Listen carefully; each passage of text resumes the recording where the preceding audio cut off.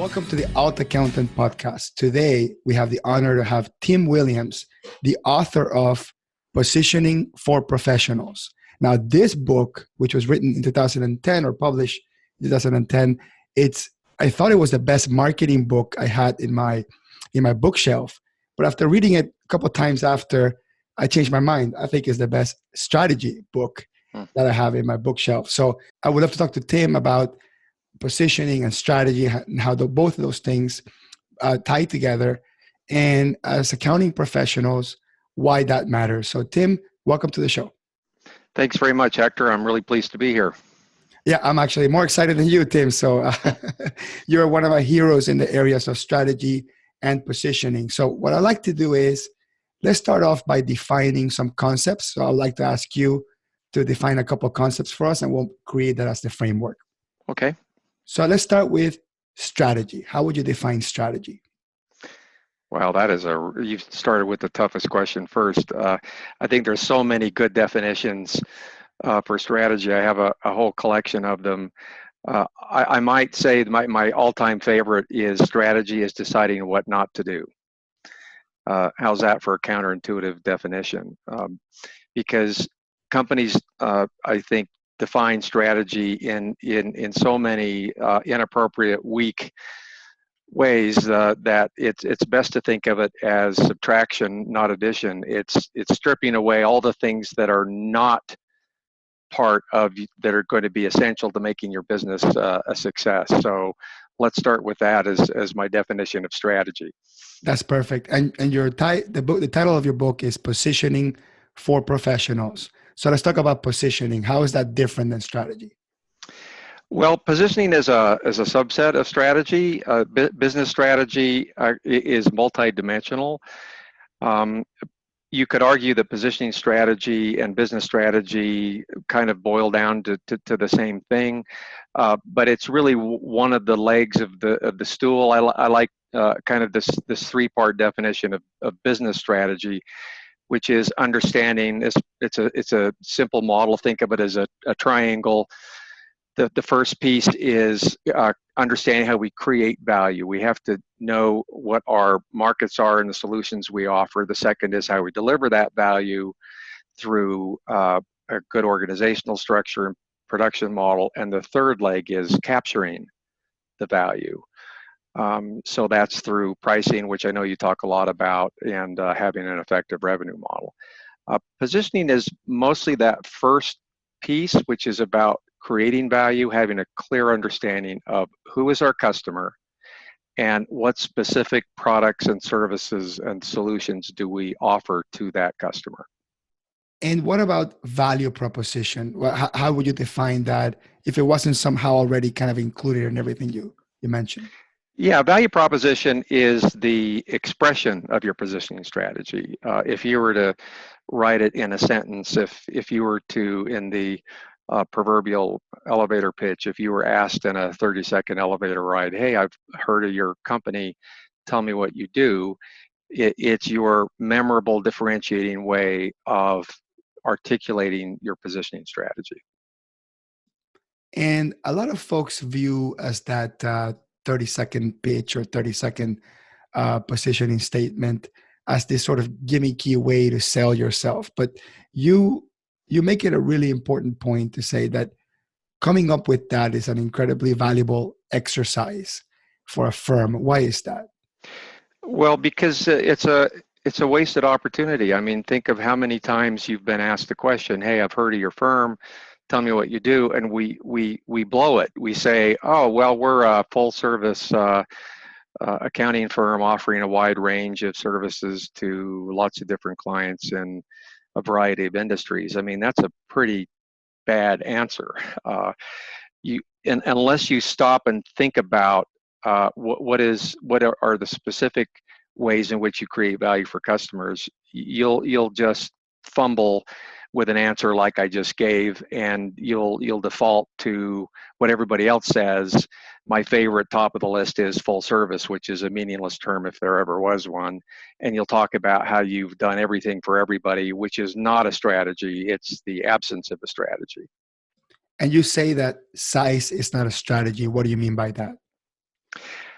I have a whole long list of things that don't qualify as strategy and that's maybe the one that we use most often is we say, well, we're a firm of 30 people, and we feel like the size of our firm somehow is what will give us credibility and will differentiate us, when in fact it's irrelevant how big our firm is. We could be huge or tiny.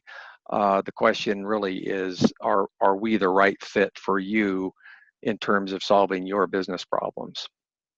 And it's the smaller companies or the smaller firms, regardless of the industry, that tend to be the most nimble and the ones that adapt to change or create change faster than the bigger companies anyway, isn't it?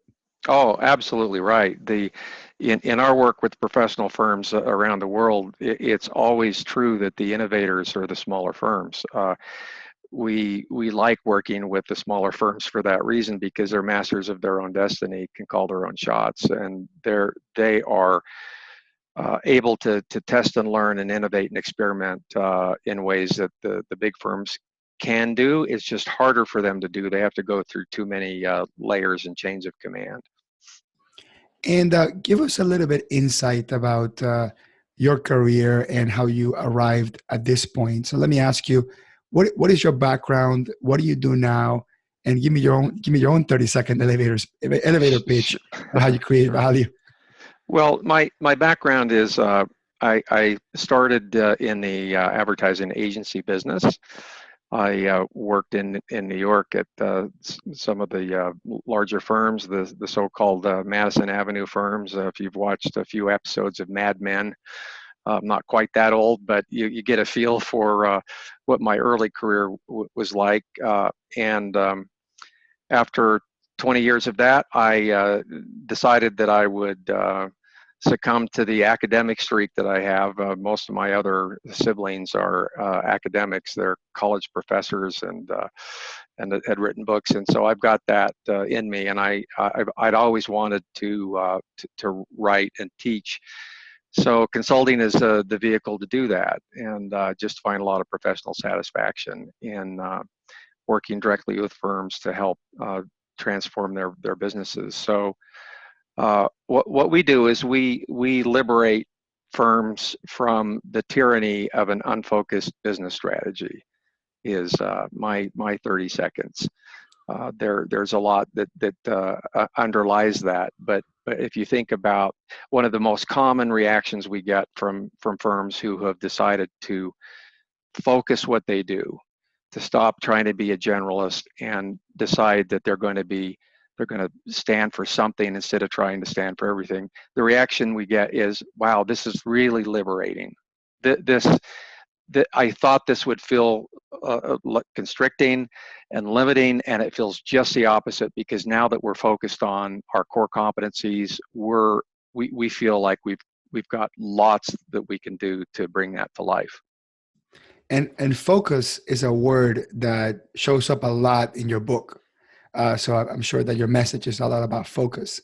Now, when I talk about differentiation and specialization, and especially in my circles with other accounting experts and accounting conferences, the concept of a vertical or an industry comes in along quite a bit. Is being different or focus specifically mean that you have to focus or work in an industry, or is there some flexibility around that? Yeah, that's a really good question, and one that I get a lot. The answer is no. It's one of three main ways that you can think about focus. It's the one that I think first comes to mind, the idea that your firm will choose a specific business sector or industry or category. So that can be healthcare or retail, telecommunications. And indeed, that can be a very effective strategy, because the first thing that a prospective client wants to know about your firm is, do you know my business? Do you understand my business? So that tends to have a lot of value. The second way, so we call that a who focus, meaning you're focused on serving a particular type of customer. The second we call a what focus, which is the idea that you're going to serve a variety of different industries, but you're going to offer a very narrow, limited focus set of services. So you're just going to do audit work, or you're just going to do consulting work, or you're just going to focus on, or just tax. I mean, just one thing. I guess kind of like your business sector, where you're, as I understand it, mostly focused on QuickBooks. And Sure. the third area, which is harder to pull off, but the one that most firms default to, unfortunately, we call how. And that is differentiating your firm based on a unique set of philosophies or methodologies or approaches that you're in some way set up in such an unusual way that sets you apart. So that you're a virtual firm. You tap into the best talent globally, and to bring to bear against a client problem. That's a how kind of a positioning strategy, but it's hard to pull off. It's hard. Very few firms can be that different and that unique that they can hang their hat on a how. But as I say, it's the default. It's the strategy that most firms say, well, look, here, what's different about us is we try harder, or we're smarter, or I mean, some type of I mean, it's a meaningless kind of a promise that any firm could say, and they put it on their business card, and they think that's their strategy. And it needs to go a lot further than that for it to qualify as a how. So who, what, how, three different main ways you can focus your firm. And that this is tied to something that you called defining your boundaries, which is calling customers competencies and culture, right? Yeah. Yes. So we could throw in a fourth one.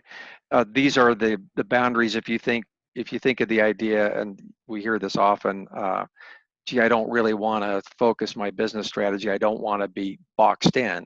You know, they use that terminology, and it made me think, well, actually, you want to be boxed in. If you don't have a box, if you don't have some boundaries, you don't have a strategy. You're scrambling, trying to serve every kind of customer, every kind of market. So, yeah, in the model in the book, customers is the who, the competencies is the what, the culture is the how, and I'm missing one of the C's. You have it right in front of you, don't The you? calling. The calling. You're right. So that is what we call why. Why. So that is rarely the basis of your positioning strategy, but it's an important part of it. Once you've decided the other factors, once you've decided the who, what, how, it's important to think about the why, which is the question of purpose. Why are you in business in the first place? What kind of difference are you trying to make in the world that transcends making money? So that one's that's an important thing to think through, but it's not the best place to start, because it's the most difficult of the four questions to answer. And in terms of specific tactics, because I mean, your book is mostly about mindset and strategy, not so much about specific tactics. But I like my favorite part was the 5 S's. This is kind of like the how, in terms of tactically how you form or create or communicate those differentiations. You want to talk about those services, Yeah. staffing, self-promotion, systems, and staging. Yep. We focus on those 5 areas constantly. So it's this idea that once you've decided, you could argue that developing the strategy is a lot of work. It's pretty tough, but it's not the hardest work. The hardest work is then bringing it to life inside your organization. So the 5 S's represent the major business practices that you then have to address to make sure that you're reflecting your strategy in all 5 of these areas. So the first is services and structure. That's the idea that, and this is the most obvious, you're going to have to make sure that your service offering is a faithful reflection of your positioning strategy. And it will mean deciding to start doing some things and to stop doing things. Some of the services that you were doing with your new strategy, you're going to stop doing. As I said, it's strategies deciding what not to do, and peeling away those things that are extraneous and not core to your strategy is really essential. The second S is staffing, staff management, talent development. So this means hiring, recruiting, training, developing your people in ways that complement and build upon your strategy. The third S is self-promotion and business development. So your website, the way you market your firm, how you appear in social media, what you write about, what you blog about, what you post about, all should be on strategy. It should be reinforcing your strategy. Fourth S, we call systems and processes. So this one is less obvious, but very often a new strategy will have implications around your internal workflow process, how you get your work done. And it also is going to impact pricing. Pricing fits into this area of systems, because you have to have a different, or at least we hope you would have done a different approach for pricing, which I know you've had lots of other guests talking about pricing. The last one, staging and resources. So this is about your physical place of business, physical and virtual place of business, all the touch points that surround your brand, how your business cards look, what a visitor sees when they walk into your office. Does all of that portray and build upon your positioning strategy? So if you execute in all 5 of those areas, then you've successfully brought your strategy to life. You're living your brand. So if someone was watching or listening to this, and also they read your book and they sit down and they open up a Word file and they say, let me put this together in writing. So I have a map to start with. The first 4 things to do is to define the boundaries, which That's right. are the calling, the customers, competencies, and culture, which is who, what, why, and how. Right? Yep. And then once you have that, which basically defines what your business is before you actually define how you do it in very specifics. Then you break down the 5 S's, and the 5 S's are designed for you to plan how you will communicate, or how this strategy will show. You say come to life. Come to life means you communicate it, people observe it, or it's on the website, people are reading about it, correct? Yeah, that's a great way to think about it. And ultimately, you should be able to distill your all of that on one side of one sheet of paper. A big, long, rambling document is probably not a strategy. You may have a plan, but you don't have a strategy. A strategy you should be able to articulate in using a lot fewer words. So, just as you said, Hector, you start with your who, your what, your how, your why, and then an articulation of the key priorities, the key initiatives that will be required to bring that to life in those 5 areas. You put that in writing, you've got a very good template for executing your strategy. And nowadays, where the marketing folks are pushing so much to say, hey, you have to build a personal brand, you have to be on social media, you have to start a podcast, you have to do video, you have to write content.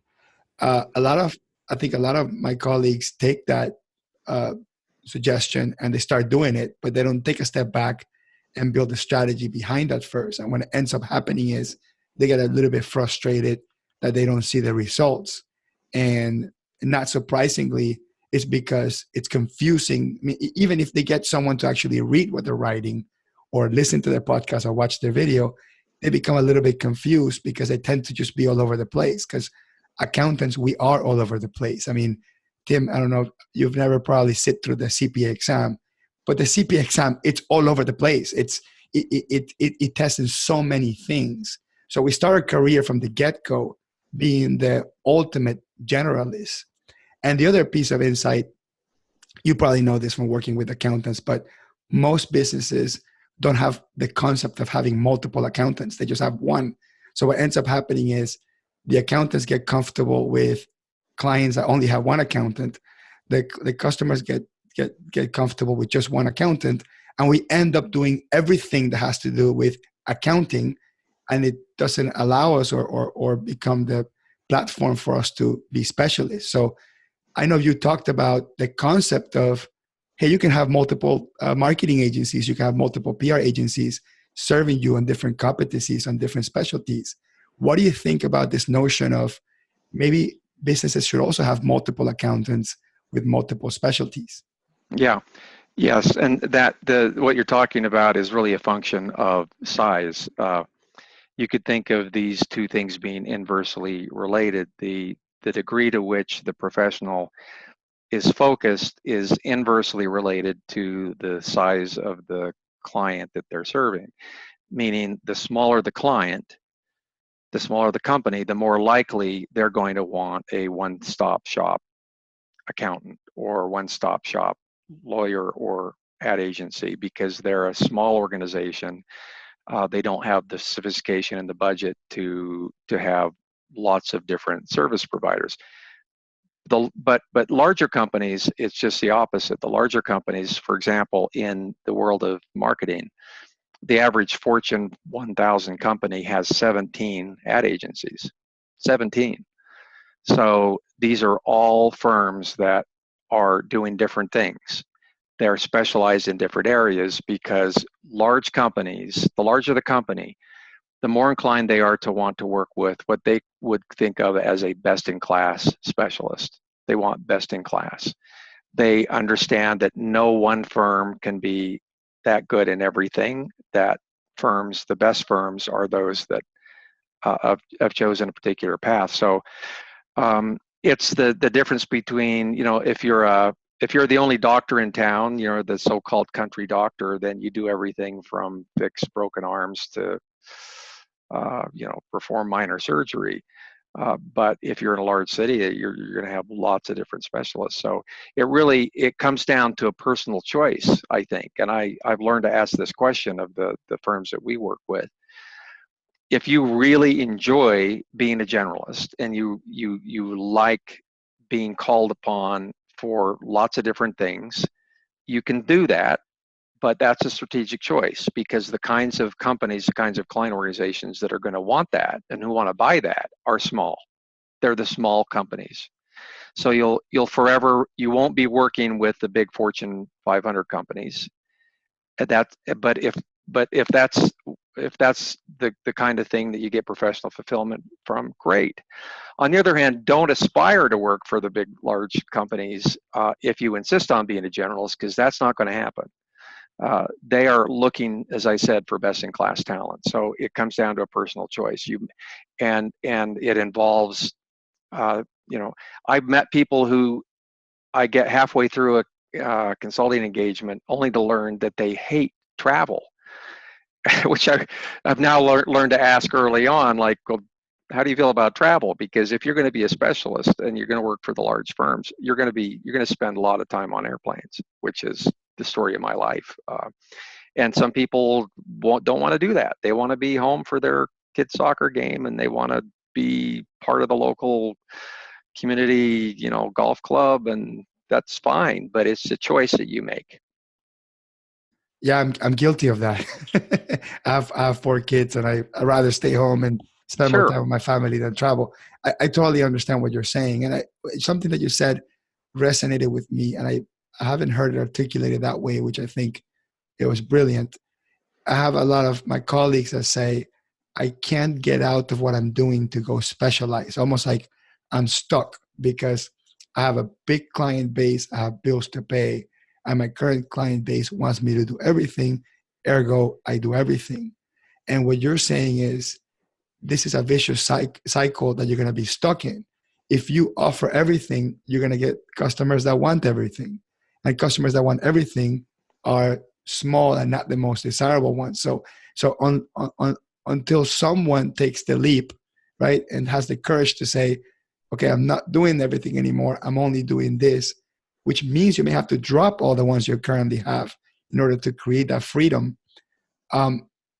Then at some point, the big opportunities or those desirable bigger companies that want a specialist will kick in, right? Is that what you're saying? Well, it's rarely it rarely involves that much sacrifice. It's not usually that black and white. It's not a matter of you have to drop everything you're doing and start over with a more focused strategy. Rather, what we recommend is that you take your current client, but because your position is going to come from what you're already doing in some form. You're not going to make it up out of thin air.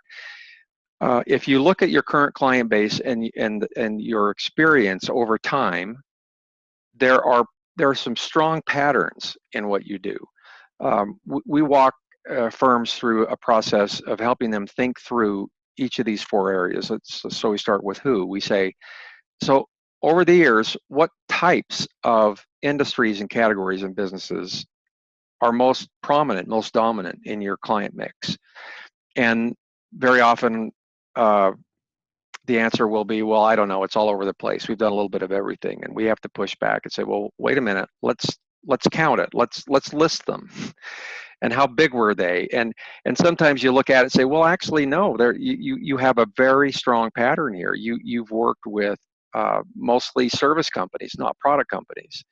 You've worked mostly with retail, not manufacturing. I mean, there are patterns that if you look and think creatively, you can see a common thread in the who, and the same with the what. You say, well, what kind of services do you offer? Oh, well, we do everything. Okay, but let's be a little more deliberate about that analysis. Like, what specifically, and how much of your business really was it?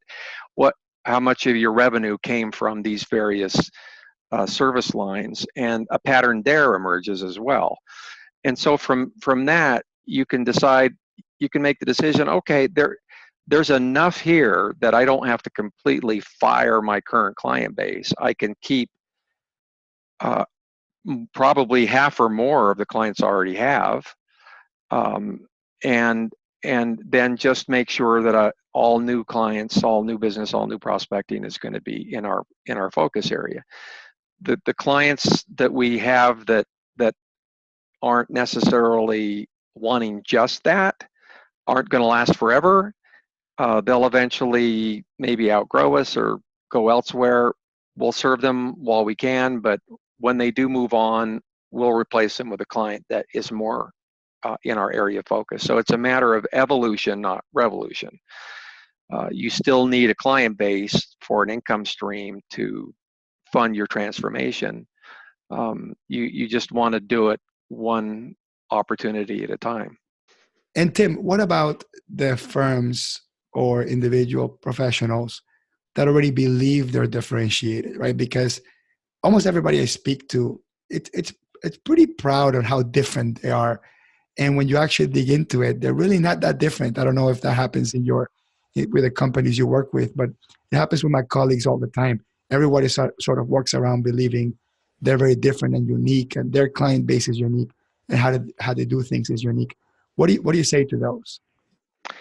Well, there's a term for that. It's called confirmation bias. It's this idea that we executives, and this has been widely researched, executives of a company, when asked the question, is your firm highly differentiated? 80% of executives of the firm will say, oh yeah, definitely, we are. You ask the customers of that same company, and it will be less than 20%. It's this idea of being too close to your own business. You're in effect connoisseurs of your own category, right? You know your business and your category so well that you feel like you appreciate all the fine little differences that make you different from the firm down the street. But your customers are not experts in your category. They don't see or perceive or appreciate any of those differences. So your positioning strategy has to be done through the lens and from the point of view of the customer, outside in, not inside out. And so once smart company executives understand that premise, they can kind of walk back their feelings about how differentiated they are, because they will realize that really they mostly have copied what they're an amalgamation of lots of other firms that they've just picked bits and pieces and copied. They haven't really tried to develop their own unique business and positioning strategy. And in your book, you actually talk about our the nature of humans to copy. Like we have this urge to copy, and it has to do with survival. I think it's very interesting your take on that. You mind sharing that? Yeah, it's the work of anthropologists who show that the deepest, oldest instinct in humans is copying, because we needed it for survival. If you think about early hunter-gatherer societies, we would look to other successful humans and copy their behaviors, whether it was in hunting or farming, or it makes a lot of sense when it comes to human survival, and that's why it runs so deep in our DNA. We are so prone to copy. That's what best practices are all about, right? I hate the concept of best practices, because all you're doing is going out and copying what other firms do. It's karaoke capitalism. But so it's hard to resist that urge. It runs counter to our human nature to say, no, I'm actually not going to copy the successful behaviors of other companies. I'm going to try and understand what makes us different and unique, and build upon our own unique strengths. Yeah, it's interesting. In many places where I go present or speak in public, or I see folks like Ron Baker speak, this concept of presenting a new, let's call it a semi-radical idea, something very different, and the reaction of the audience to say, well, who else is doing this? You know, as a way to figure out whether it's a good idea or a bad idea. You know, so many times we want something to make sense in our heads for us to say that's a good idea, rather than acting upon, you know, that visceral reaction of this is crazy. That's kind of like where the best ideas come from. That's where disruption comes from. When things are so crazy and radical that they make no sense, where you say, my customers are going to hate this. You know, that should be the beginning of your thought process about innovation, isn't it? I mean, it could be said that the ultimate positioning strategy is to be in a category of one, meaning you're literally the only firm on the planet doing this particular thing. So the question, who else is doing this, becomes pretty irrelevant, and it's actually by far my least favorite question. You know, when the hands go up, well, who else is doing this? And, you know, my answer, and my colleague Ron Baker has even stronger reaction. You know, our answer is usually, well, what would it matter if the answer was nobody? Is that any reason why you shouldn't do it? If anything, it's more of a reason that you should do it, because then you'll be in, you know, what they call the blue ocean. There's a great book called Blue Ocean Strategy, and the idea is you want to be in the blue ocean where nobody else is sailing. Most companies are stuck in the red ocean, and it's red from the blood of their competitors who are fighting for every little shred of business, doing the same thing, going after the same customers. The other, I think, really inspirational way to look at this is the work of Peter Block, and he's written several books, but in particular, The Answer to How is Yes, is the title of one of his books.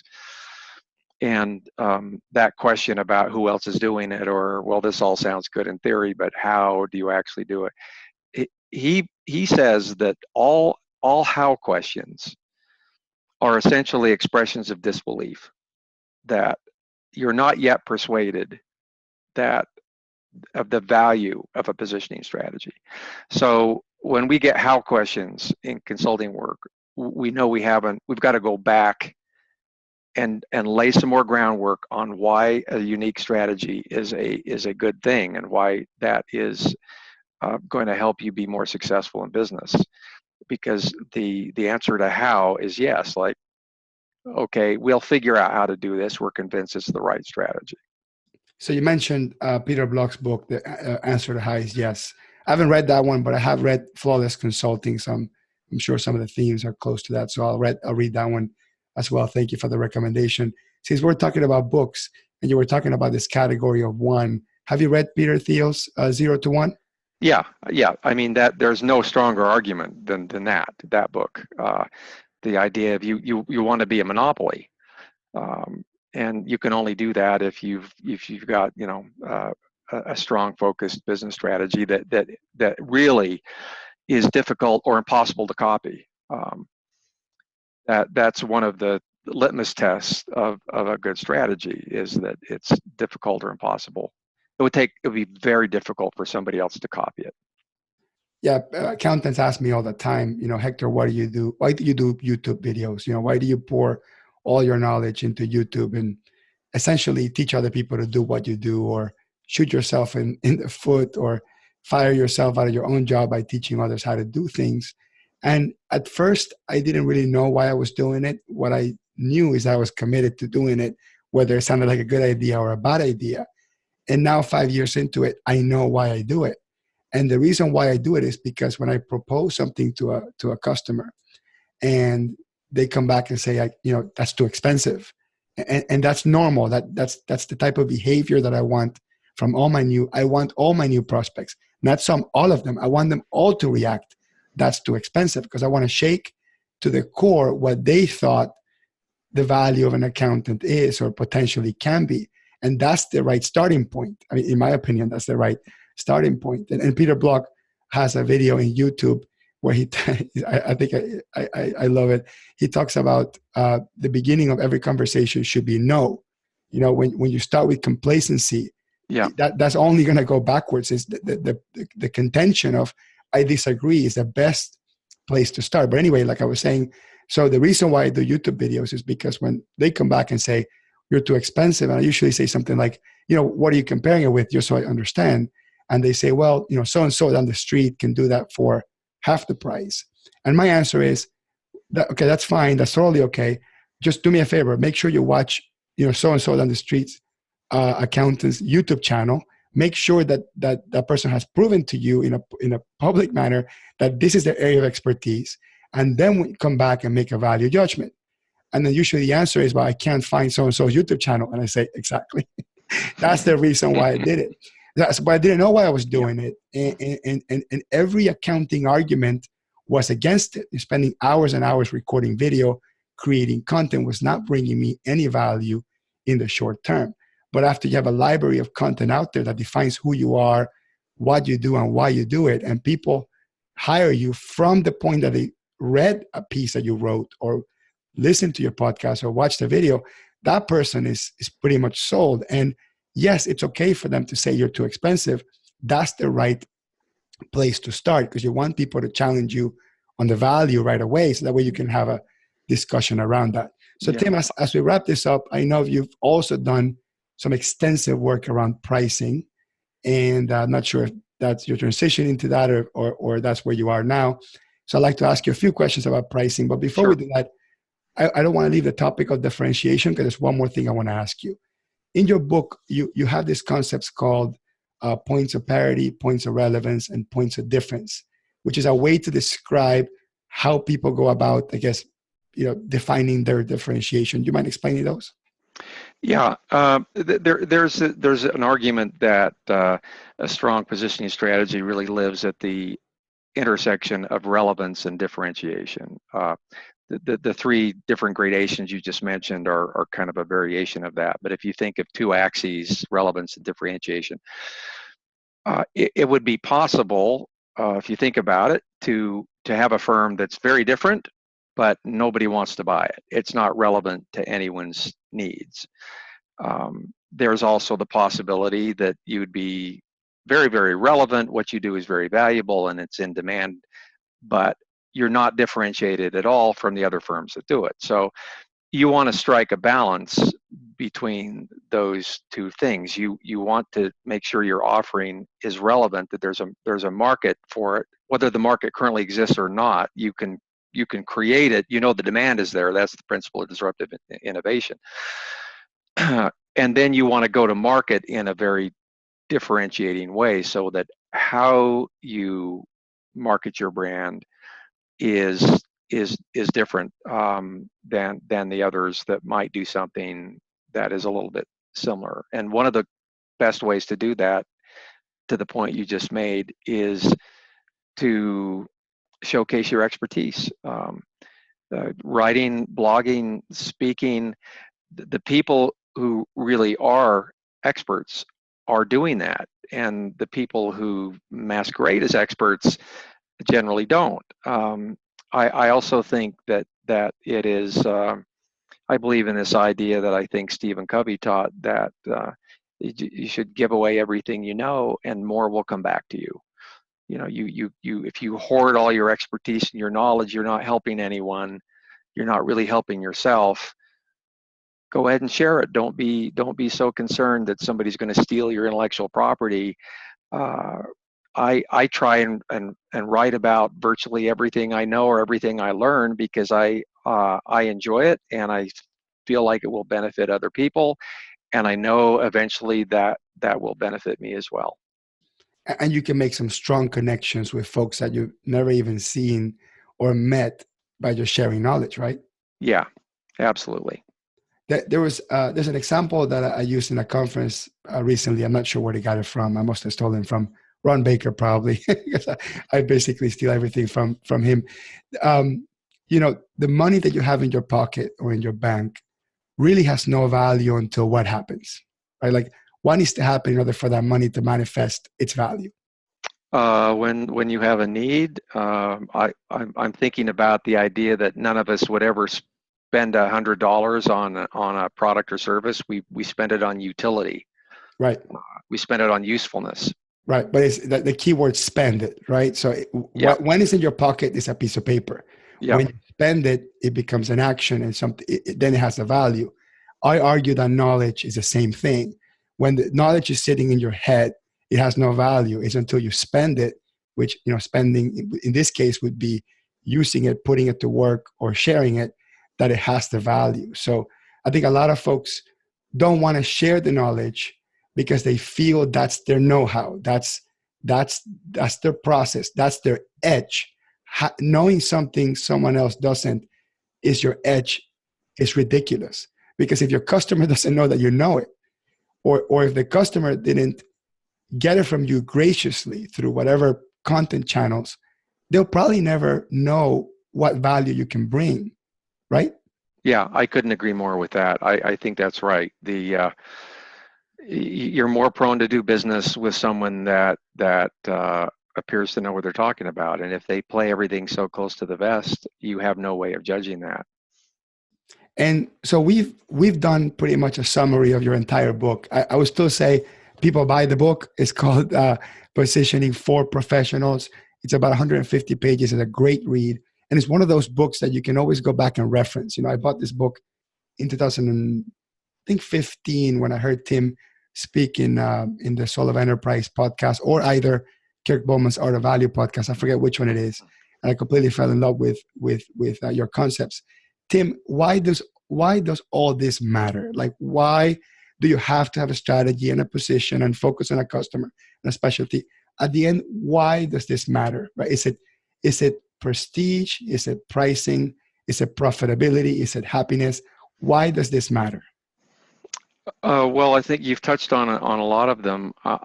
I think ultimately it's a matter of personal satisfaction.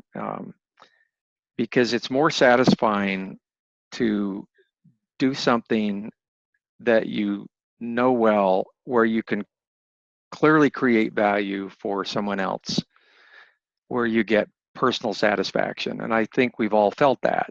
We've had the experience in professional services of helping someone else. You've helped solve an important problem that made a big difference in their lives. It is good for your client, but it's also deeply satisfying for you that you were able to do that. And I think most of us search or want that kind of meaning in life. If we're spread too thin, if we're trying to do too many things, if we're trying to represent that we know as something that where we're only superficially informed, it makes us feel that's a very unsatisfying experience. I'd say at a very deep level that is why it matters.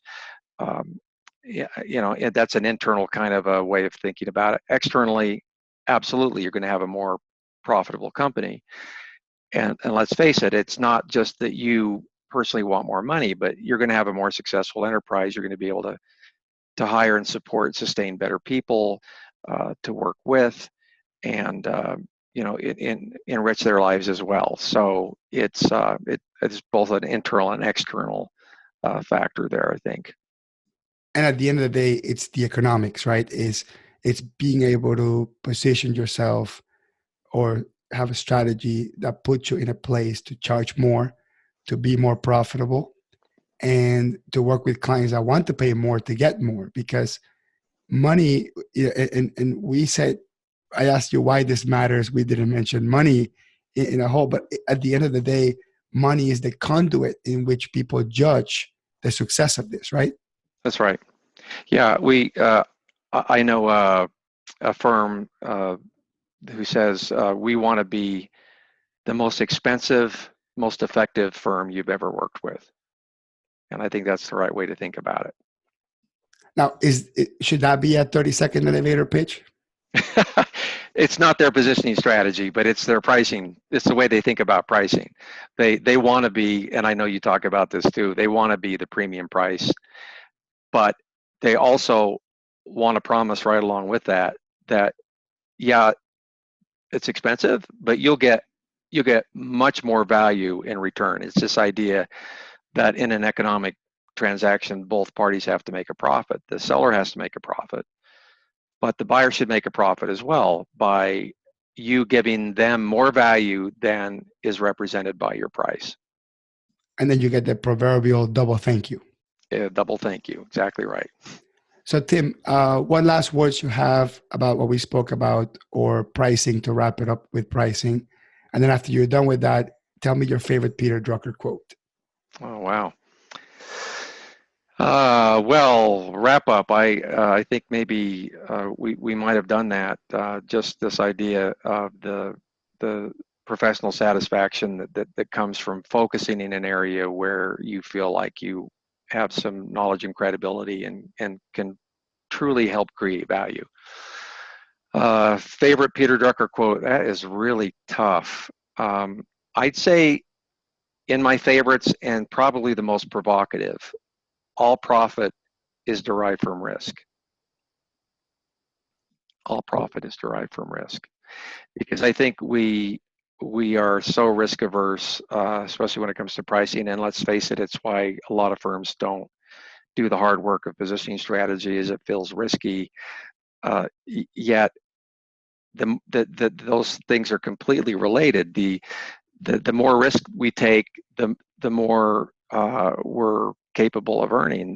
It's just true in life. You want to make more money, take more risk. So it's a risk to come into work in the morning and turn on the lights and pay your employees. I mean, that's all a risk.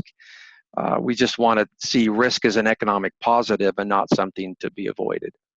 Yeah, spending an hour talking in a podcast is a risk, right? We have there's an opportunity cost, right? Yeah, sure. So, Tim, how can people learn more about what you do, your blog, your company, everything?